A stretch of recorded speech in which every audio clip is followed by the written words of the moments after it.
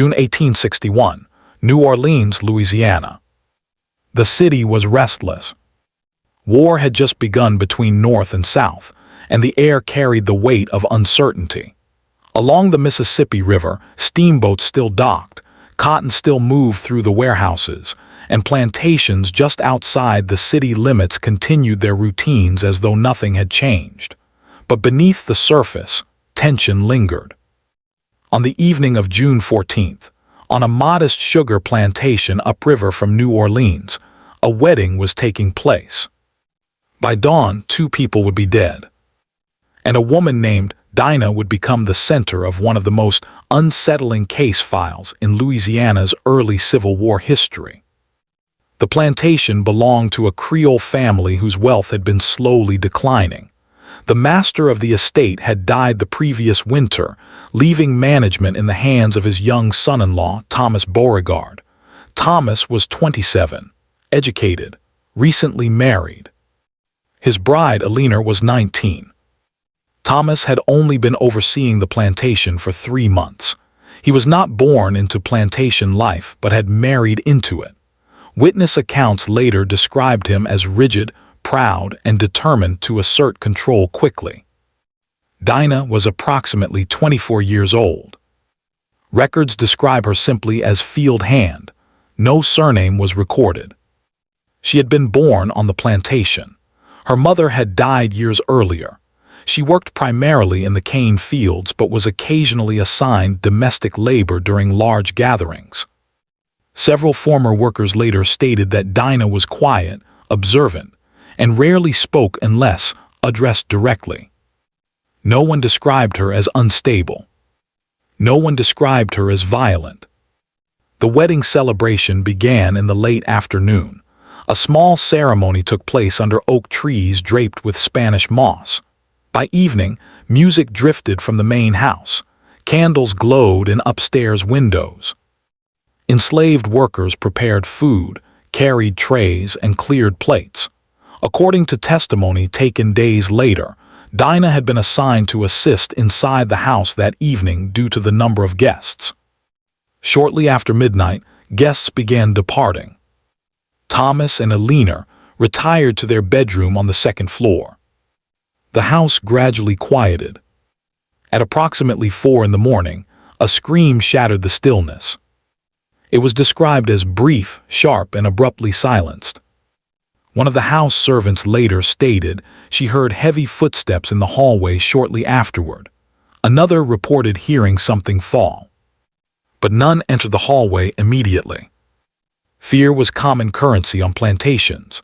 No one rushed toward unknown sounds in the night. It was not until sunrise, when Eleanor failed to appear for breakfast, that concern began to grow. Thomas did not answer repeated knocks at the bedroom door. Eventually, one of the senior household servants forced entry. Inside, the scene was described in the brief parish record as disturbing in nature. Thomas lay on the floor near the bed. Eleanor remained partially on the mattress. Both had been killed by sharp force trauma. More unsettling was a detail noted in private correspondence, but omitted from official summaries. Sections of their scalps had been removed. There was no sign of forced entry into the house. No windows broken. No valuables missing. Attention turned quickly inward. Dinah was not present during the morning roll call. She was found hours later near a tree line at the edge of the property, seated on the ground, silent. There was dried blood on her clothing. A small blade, typically used in the kitchen for food preparation, was discovered nearby. She did not resist when approached. She did not attempt to flee. Witnesses stated that when questioned, she offered no explanation. Only one phrase was recorded by a parish clerk, who briefly documented early testimony. "They took everything." What she meant was never clarified. At this point, suspicion hardened into certainty for plantation authorities. There was no formal investigation in the modern sense. Law enforcement in rural Louisiana during 1861 operated through local militia structures and plantation oversight. Dinah was confined in a storage building while arrangements were discussed. But something unusual occurred during preliminary questioning.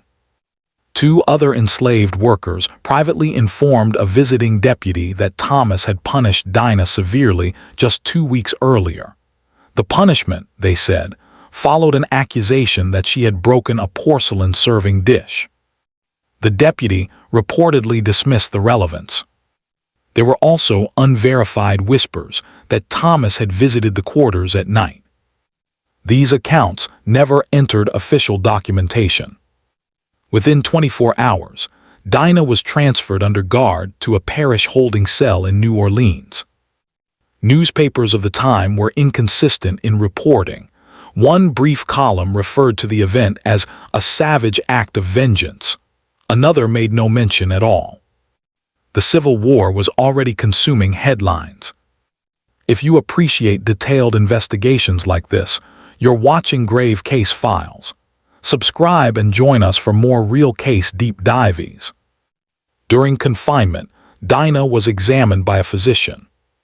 The medical notes, sparse and clinical, stated that she showed no signs of mental disorder. She was described as composed. She reportedly answered direct questions with short responses. Did she enter the bedroom? Yes. Did she use the blade? Yes. Why? No answer recorded. Some later accounts suggested she stated that Eleanor had laughed. But the authenticity of that claim is uncertain. The case never reached a formal trial in the way modern courts would conduct one. Under Louisiana law at the time, enslaved individuals accused of capital crimes were subject to expedited proceedings overseen by local magistrates. The record of Dinah's hearing spans less than 3 pages. There was no defense counsel listed. The decision was swift. Execution by hanging. However, what complicates this case is the timeline that followed. 2 days before the scheduled execution, Union naval forces began tightening their blockade near New Orleans. Transportation and communication disruptions created administrative delays. Dinah remained imprisoned longer than expected. During that period, a visiting missionary recorded a brief journal entry referencing a young colored woman condemned for murder. He wrote that she maintained silence during prayer but wept once when asked about her mother. No written confession was ever produced. No motive was officially documented. Some historians later proposed that the scalping carried symbolic meaning. During the early 1800s, scalping narratives were often associated in Southern imagination with brutality attributed to frontier conflicts. The act would have amplified horror among white residents. Others argue that removal of the scalp may not have been symbolic at all, but rather a result of rage and lack of control. There is another detail rarely mentioned. The blade recovered was small. Medical descriptions indicate the injuries required repeated effort. This was not a sudden act committed in panic. It unfolded over time, which raises further questions.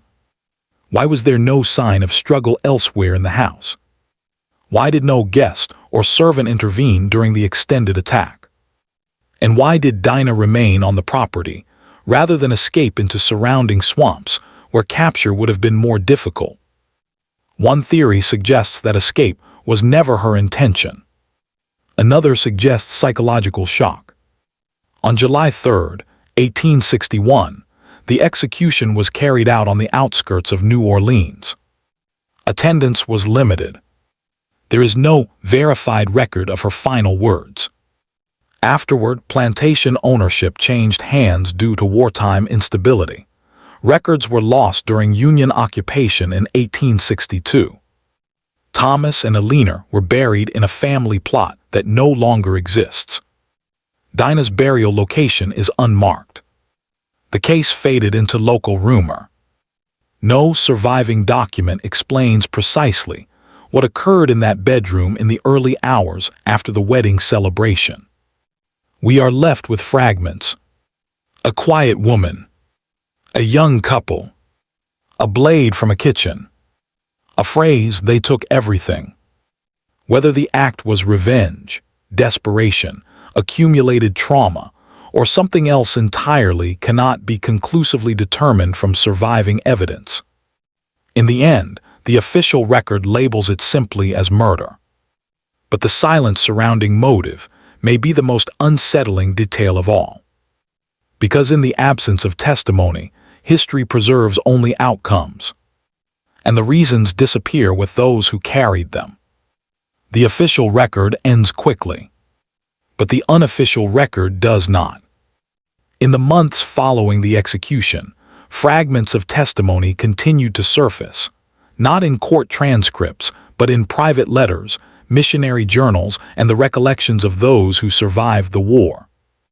New Orleans fell to Union forces in April 1862. With occupation came administrative restructuring. Military authorities conducted inventories of plantations, reviewed property claims, and in some instances collected statements regarding violent incidents that had occurred before federal control.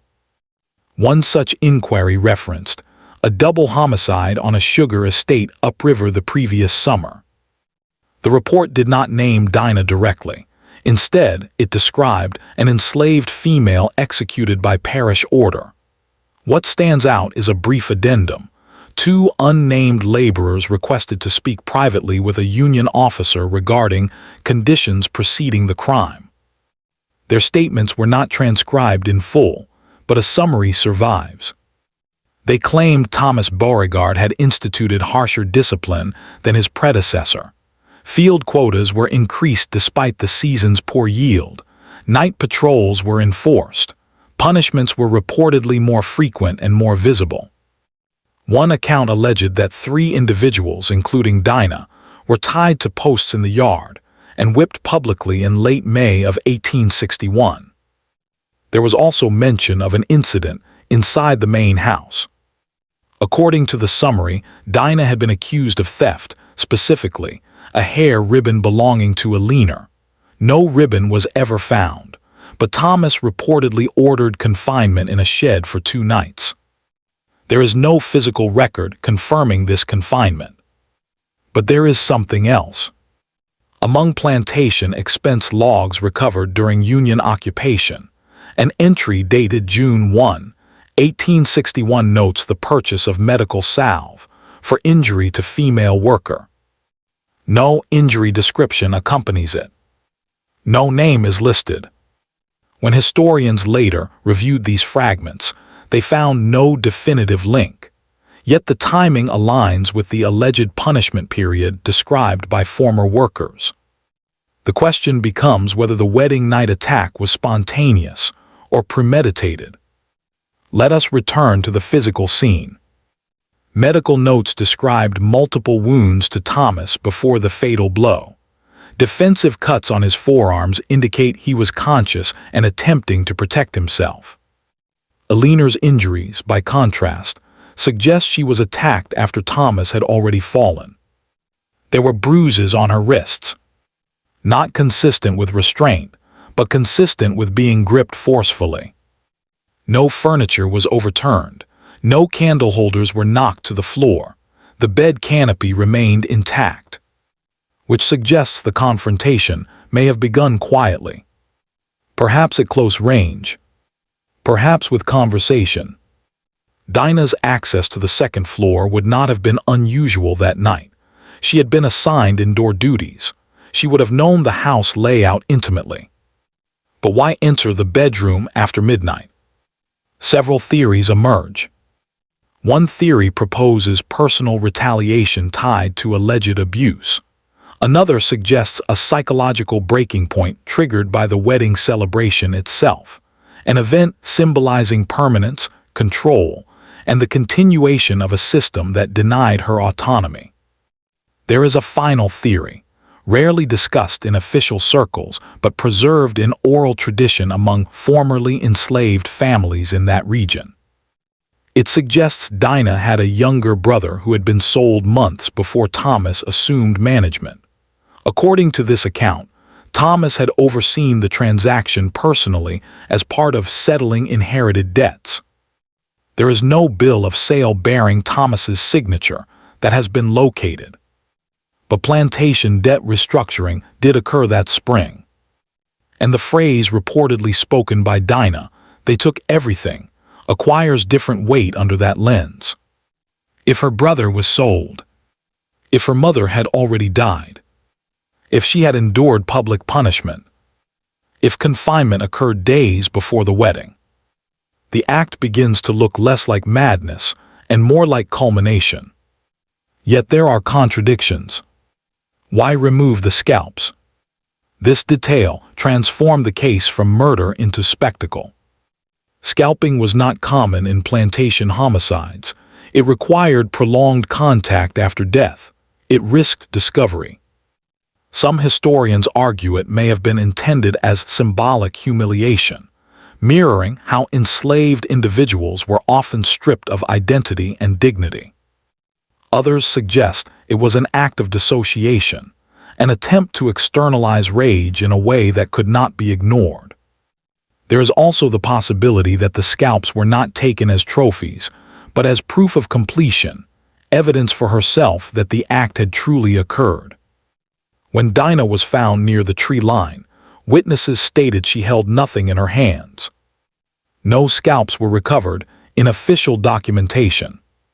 Which raises another question. Were they buried, discarded in the river, or removed by someone else before authorities sealed the scene? There is one overlooked detail in the parish record. It states that items of personal nature were collected and disposed. The phrase is vague. No inventory list survives. We must also examine the silence of Eleanor. She had been on the plantation only briefly, 19 years old, newly married, raised in relative comfort. There is no evidence she directly harmed Dinah. Yet she was killed with equal severity. Was she collateral? Was she perceived as complicit? Or did something occur in that bedroom, that night involving all three individuals? Because one fact remains unsettling. The wounds indicate Thomas fought first. Eleanor's injuries suggest she may have witnessed the attack before her own began. If so, there would have been screaming, sustained noise. But servants reported only a single scream. Brief, abruptly silenced, which implies either swift incapacitation or fear that prevented further outcry. After Union occupation, one elderly former servant reportedly told an interviewer decades later that Miss Eleanor begged. This account surfaced in an oral history project in the early 20th century. It cannot be independently verified. But it introduces another layer, that there was communication during the attack. Did Eleanor plead for mercy? Did Dinah respond? We will never know.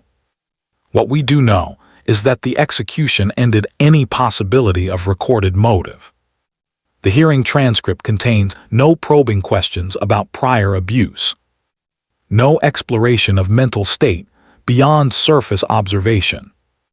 The legal structure of the time did not prioritize understanding, it prioritized resolution. Dinah was executed less than 3 weeks after the wedding. No appeal. No extended review. The Civil War then engulfed Louisiana. By 1863, emancipation policies began reshaping the region. Former plantations dissolved, families scattered.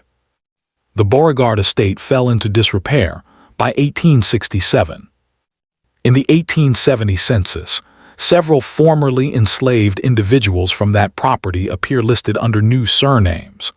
One household includes a woman identified only as Sarah, age 38, born on the same plantation, who named her first daughter Dinah.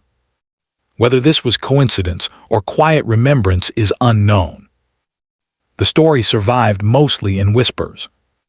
By the early 1900s, Local retellings transformed Dinah into either a monstrous figure or a symbol of resistance, depending on who told the story. But the archival evidence remains sparse and clinical. 2 deaths, 1 execution, no written confession, no preserved defense, and a lingering ambiguity around motive. In modern analysis, historians often caution against imposing contemporary frameworks onto 19th century events. Yet certain human constants persist across time: grief, rage, humiliation, loss. When Dinah was found seated near the trees at dawn, she did not attempt escape. That detail alone continues to provoke debate. A person seeking survival might have fled. A person seeking to send a message might remain. If the act was meant only as vengeance, escape would have been logical. If it was meant as declaration, remaining visible ensured discovery. Her silence during questioning further complicates interpretation. Silence can signal guilt. It can signal defiance. Or it can signal the understanding that no explanation will change the outcome. The missionary journal entry, one of the few sources describing her emotional state, mentions tears only when her mother was referenced. Not when the victims were discussed. Not when execution was mentioned. Only at the mention of family. It is impossible to determine whether that reaction reveals remorse or sorrow, unrelated to the crime. The final morning arrived quietly. There are no dramatic eyewitness narratives of the execution. No recorded speech. Just a notation in parish documentation marking sentence carried out. And then nothing. No grave marker. No preserved artifacts. Only a fragment of case history, embedded in a volatile year of national collapse. When examining events like this, historians face a dilemma: to avoid exaggeration while acknowledging brutality. The facts remain limited but stark. On her wedding night in 1861, a young bride was killed. Her husband was killed. The woman convicted of the crime was executed swiftly under a system that denied her voice. What occurred in the privacy of that bedroom may never be reconstructed fully. But the surrounding circumstances, punishment records, debt restructuring, wartime instability, and power imbalance, form a context that cannot be ignored. Dinah's case remains unresolved not because we lack names or dates. We have those. It remains unresolved because motive was buried alongside her. And in the silence of incomplete archives, we are left to examine not only what happened, but why no one at the time asked more questions before ending the only life that could have answered them.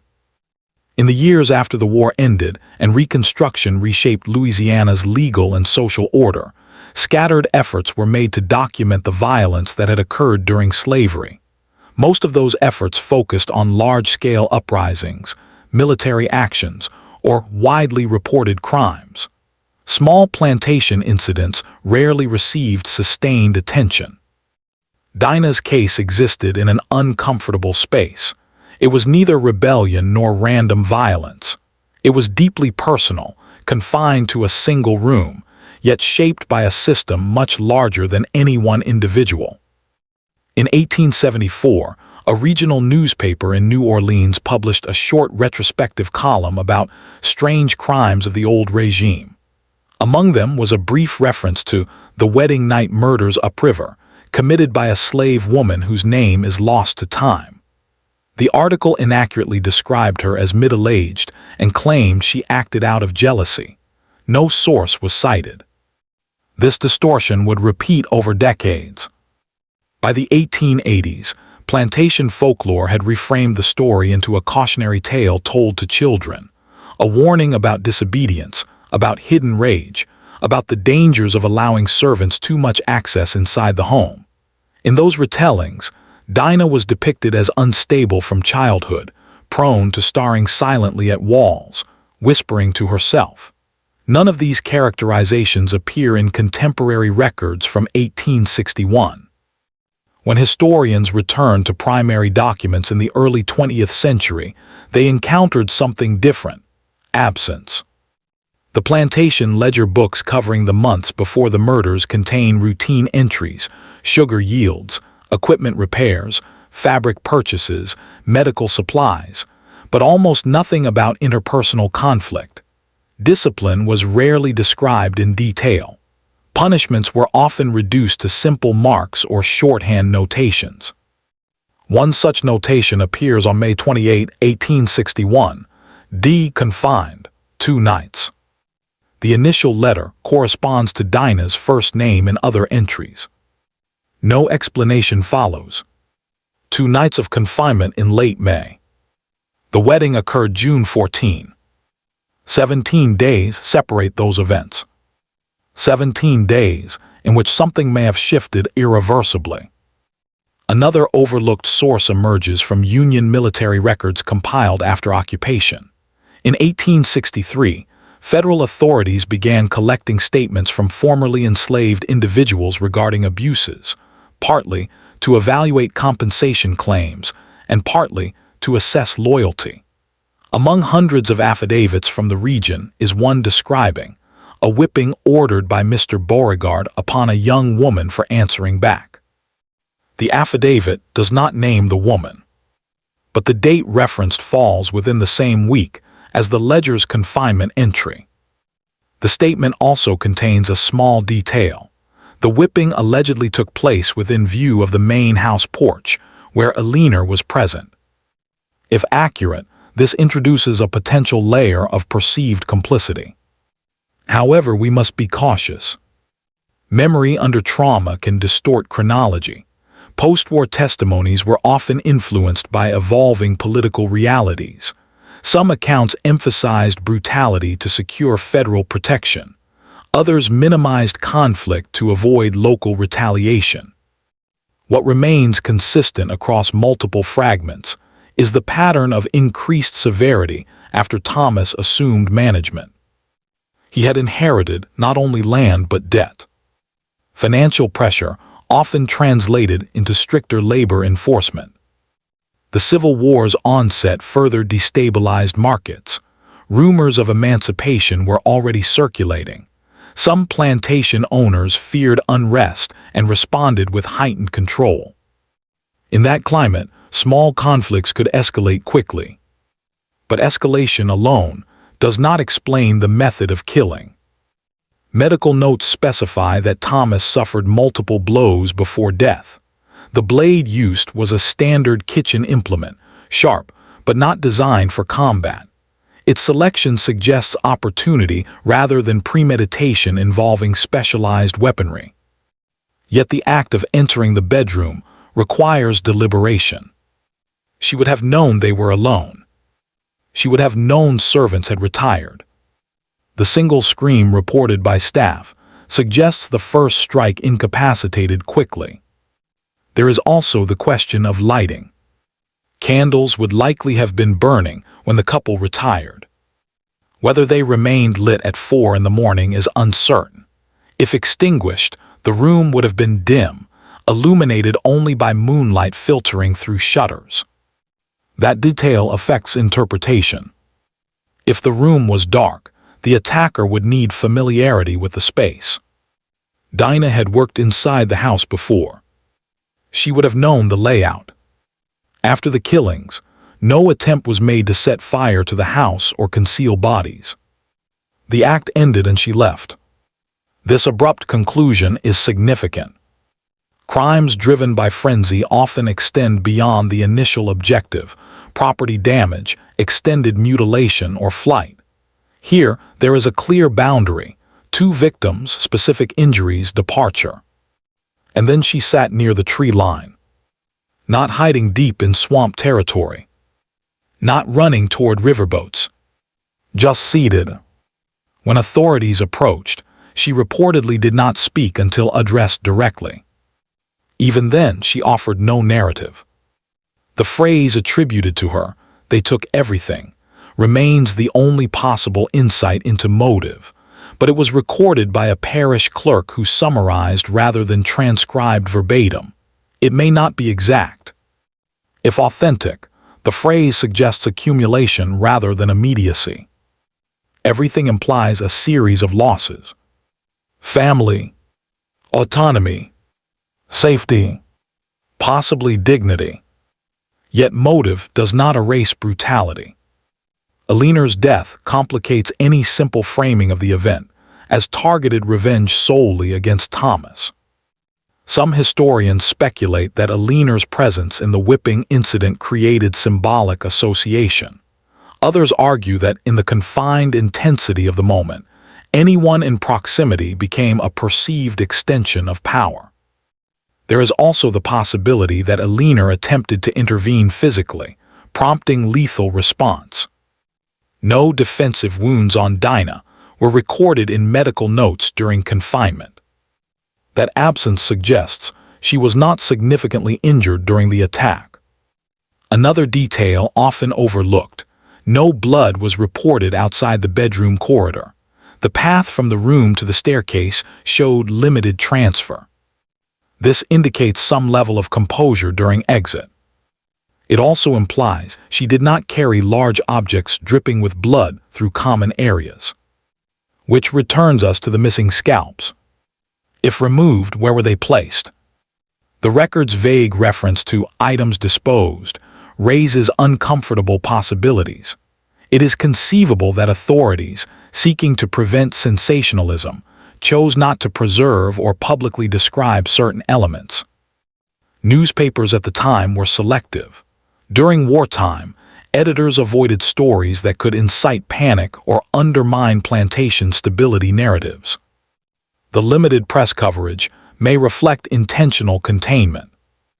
After her execution on July 3, 1861, plantation workers were reportedly required to witness the aftermath from a distance. This was common practice, intended as deterrence. No transcript describes her demeanor during the final walk. The missionary journal entry suggests composure.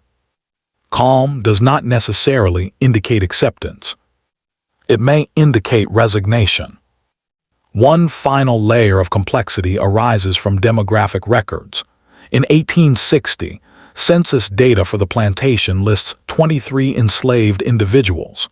By 1862, after Union occupation, only 16 remained documented.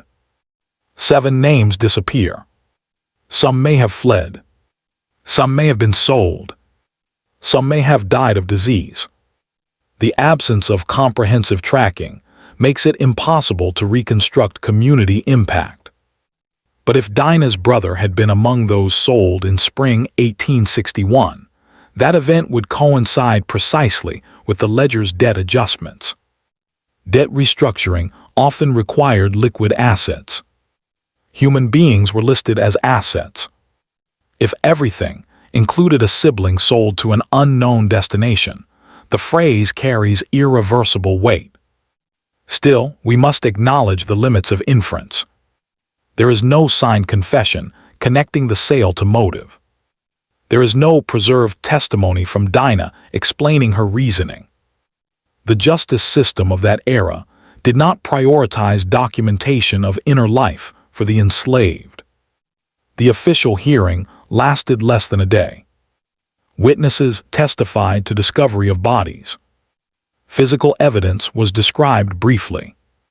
Verdict delivered. Execution scheduled. No psychological evaluation beyond cursory observation. No cross-examination regarding prior abuse. In modern standards, the process would be considered profoundly incomplete. Yet within 1861 Louisiana law, it was typical. What remains striking is not only the violence but the speed of closure. 3 weeks from wedding to execution. In that narrow window, a life ended without recorded narrative. As decades passed, the plantation site eroded. Flooding altered the riverbank. By the early 20th century, the original house no longer stood. The burial plot where Thomas and Eleanor were interred was reportedly displaced during levee expansion. No physical trace anchors the story now. Only documents, fragments, ledger marks, a missionary's sentence, a clerk's paraphrased phrase. When historians examine such cases, they confront the tension between empathy and evidence. We can reconstruct environment. We can analyze power structures. We can trace economic pressures. But the private exchange inside that bedroom, if there was one, remains inaccessible. Did Thomas recognize her before the first blow? Did Eleanor understand what was happening? Did Dinah hesitate? Silence fills those spaces. Some modern scholars frame the case as an act of resistance within a system designed to erase agency. Others resist that framing, arguing that labeling it resistance risks simplifying a complex, violent act into symbolism. Perhaps it was neither rebellion nor madness. Perhaps it was a convergence of grief, humiliation, anger, and opportunity. Perhaps it was the final act of someone who believed nothing remained to lose. Or perhaps there are dimensions entirely absent from surviving records, interpersonal dynamics, private conversations, moments of confrontation that preceded the night itself. We cannot know. What we can say with certainty is this. On June 14, 1861, a celebration marked the union of two young people at the onset of a nation's bloodiest conflict. By sunrise, both were dead. A woman born into bondage was accused, tried, and executed within weeks. No detailed defense survives. No confession survives. And the system that judged her vanished less than a year later under Union occupation. History rarely offers symmetry. In this case, it offers fragments. A ledger entry reading D, confined. A medical note describing composure. A missionary observing tears at mention of a mother. And a phrase, if accurately remembered, suggesting profound loss. They took everything. Whether that sentence reflects personal grief, collective injustice, or something more specific is a question that remains suspended in the silence of incomplete archives. And in that silence the case endures, not fully explained, not fully forgotten, but permanently unresolved. After Reconstruction, when Louisiana attempted to rebuild its civil institutions, there was a brief period in which archivists and local officials tried to organize parish records that had survived the war. In Orleans Parish, several bundles of documents were cataloged without detailed review. Among them was a thin folder labeled only with the year 1861 and the word homicide. For decades, the folder remained unopened in any meaningful way. When it was finally examined in the early 20th century, much of its content had deteriorated. Ink had faded, pages were brittle, but one document remained legible enough to add a small but significant detail to the narrative. It was a property assessment dated July 5, 1861, 2 days after Dinah's execution. The assessment itemized furniture damage inside the main house bedroom. It listed a cracked bed frame support, blood-stained mattress ticking, and floorboards removed for cleaning. That last entry matters. Removing floorboards suggests an attempt to eliminate more than surface evidence. Blood seeps into wood. Cleaning alone would not erase it. The removal implies either extensive staining or a desire to fully eliminate physical traces. Why would a plantation family facing wartime instability invest in structural alteration unless the damage was significant? The record does not elaborate, but the mention confirms that the violence in that room was not minor, not quick, not limited to a single blow. It required renovation. Another fragment appears in a private letter written by a distant relative of Eleanor in late July 1861. The letter expresses grief but also something else: confusion. The relative writes, "We are told she was attacked without warning, yet there were prior disturbances on the property." No description of those disturbances is provided. The sentence ends there. But it confirms that even within the family, the official explanation may have felt incomplete. One might expect that after such a crime, plantation authorities would increase security measures, impose stricter surveillance, or publicize deterrence efforts. Yet no additional punishments were recorded in the weeks before Union occupation disrupted operations entirely. It is possible fear had already taken root. The enslaved community would have witnessed the execution. Executions were designed to reinforce hierarchy, but they also exposed vulnerability. A locked bedroom had not protected the master. Power structures that rely heavily on control can fracture psychologically when control fails. The war intensified that fracture. By April 1862, when Union forces secured New Orleans, plantation discipline weakened across the region. Enslaved individuals increasingly negotiated labor terms, fled to Union lines, or refused certain tasks. In that shifting landscape, Dinah's act, however it is interpreted, would not have existed in isolation. It would have been discussed quietly, remembered privately. Yet almost no written testimony from the formerly enslaved community directly references her after 1861. Silence again. This absence may reflect caution. Even after emancipation, openly recounting acts of violence against former owners could invite retaliation during the unstable Reconstruction years. Or perhaps her story carried complexity that resisted simple retelling. There is one final archival clue discovered in a Freedmen's Bureau record from 1866. A brief inquiry mentions a woman seeking information about a relative sold in early 1861 from a sugar estate near New Orleans. The woman's name is partially damaged by water stains, but the first letter appears consistent with D. The inquiry states that she believed her brother had been sent to Texas.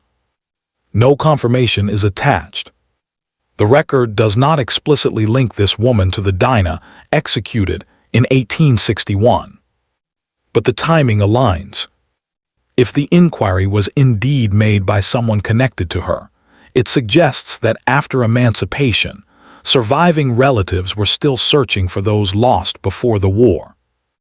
If her brother had been sold weeks before the wedding, and if that loss triggered confrontation or punishment, then the timeline compresses into something painfully human. Grief unaddressed, power exercised publicly, humiliation layered upon absence. But again, evidence stops short of certainty. Modern forensic interpretation cannot reconstruct motive without testimony. All that remains are patterns. Escalating discipline, recent confinement, debt restructuring involving human property, a wedding symbolizing permanence of authority, an act of violence carried out at close range, no attempt at escape, silence under interrogation, composure before execution, tears at mention of a mother. Some historians argue that the scalping detail reflects an attempt to reverse dehumanization, inflicting visible, irreversible alteration upon those who embodied ownership. Others caution against projecting symbolism onto acts that may have been driven by immediate emotional rupture rather than calculated message. Both interpretations contain risk. What cannot be ignored is that the system under which the trial occurred was designed without space for her explanation. Even if she had offered one, it would likely have been recorded selectively or dismissed entirely. The speed of her execution ensured that no prolonged inquiry unfolded. 3 weeks. That is the total arc from wedding night to hanging. Contrast that with the years historians have spent analyzing those 3 weeks without resolution. The plantation itself eventually vanished from maps, absorbed into changing river geography and post-war land redistribution. The physical setting of the crime no longer exists. Thomas and Eleanor's names appear in genealogical charts, connected to lines that ended shortly after their deaths. Dinah's name appears in a ledger and a sentencing note. No surname. No age confirmed beyond estimate. No grave marker. In historical research, anonymity often signals marginalization. Those whose lives were controlled by others rarely left extensive written footprints. Yet her act forced documentation. It forced acknowledgement, however limited.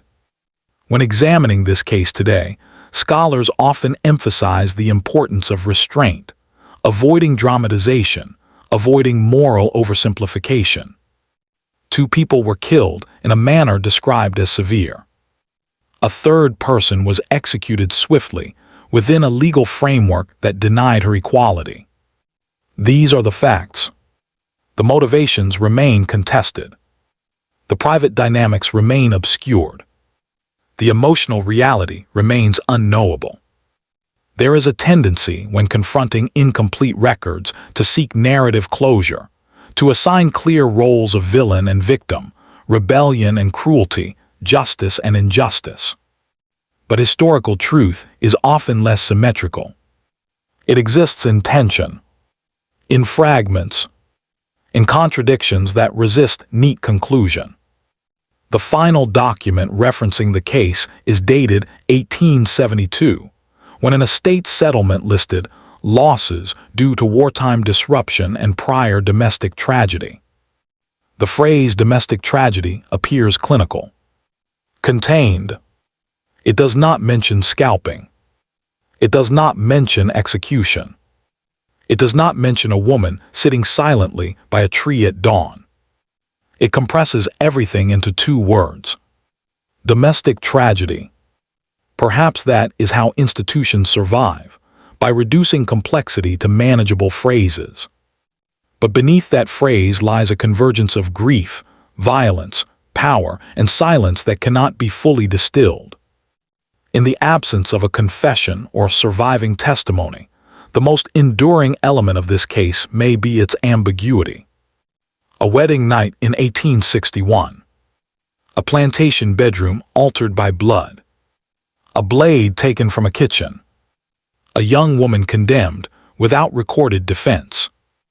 And a sentence, possibly spoken, that continues to echo because it suggests something taken long before the attack began.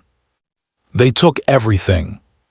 Whether that meant family, dignity, safety, or hope remains unanswered. And perhaps it always will, because history preserves outcomes more reliably than reasons. And in cases like this, reasons are the first things to disappear. By the time the war ended and Louisiana began reshaping itself under a new legal order, the world that produced the crime in that bedroom no longer formally existed.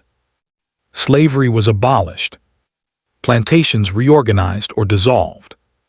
Military governors replaced parish authorities. The legal framework that had tried and executed Dinah vanished within a year of her death. But the disappearance of a system does not automatically clarify the events it once judged. In the decades that followed, the story resurfaced only in fragments, stripped of nuance, reshaped by bias, or reduced to rumor. Some accounts cast Dinah as a monster who betrayed trust. Others transformed her into a symbol of violent resistance. Neither version rested on comprehensive evidence. The archival record remains narrow. 2 victims, Thomas Beauregard, age 27, Eleanor Beauregard, age 19. 1 accused, Dinah, approximately 24. 1 hearing. 1 sentence. 1 execution carried out on July 3, 1861. No written confession. No preserved defense. No recorded final statement. The physical setting is gone.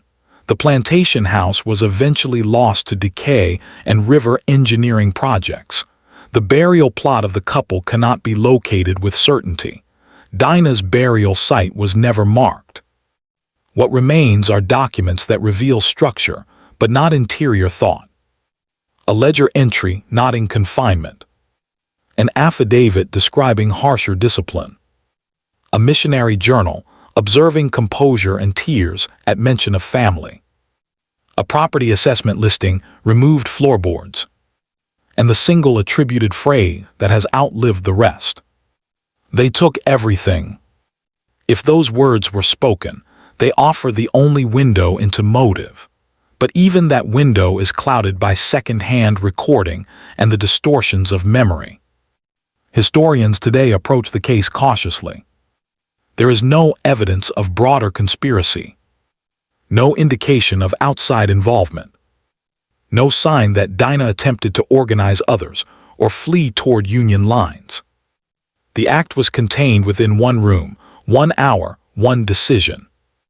And yet it cannot be separated from the structure in which it occurred.